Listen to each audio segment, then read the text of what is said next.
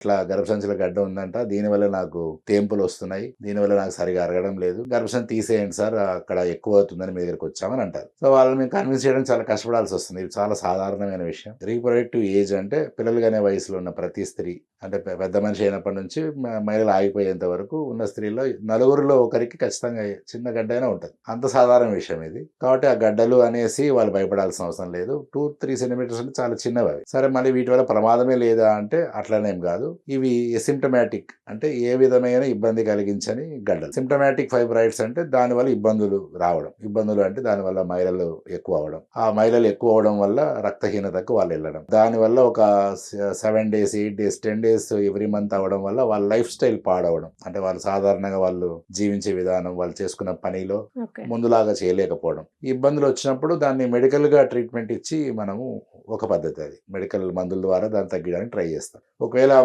మహిళలు ఆగిపోయే వయసు దగ్గరికి ఉందనుకోండి, అంటే వాళ్ళ అమ్మగారికి 50 ఏళ్ళకు మహిళలు ఆగిపోయినాయి, ఇప్పుడు ఈమెకి 48. సో వాళ్ళకు కూడా మనం మందుల ద్వారానే, లేదా ఒక కాపటి లాంటిది ఒకటి ఉంటుంది, దాన్ని పెట్టడం ద్వారా వెంటనే వారికి ఆపరేషన్ చేసుకోకుండానే మహిళలు ఆగిపోతే ఆటోమేటిక్గా హార్మోన్ ఉండదు కాబట్టి ఆపరేషన్ అవసరం ఉండదు. 40 లోపల అయ్యి నా గర్భసంచి ఉండాలి నా అమ్మాయి అనుకుంటే ఓన్లీ గడ్డ వరకు మాత్రమే ఇంతకుముందు మనం మాట్లాడుకున్నట్లు లాప్రోస్కోపీ బెస్ట్, లేదా సాధారణంగా ఆపరేషన్ చేసి గడ్డ వరకే తీసేస్తాం.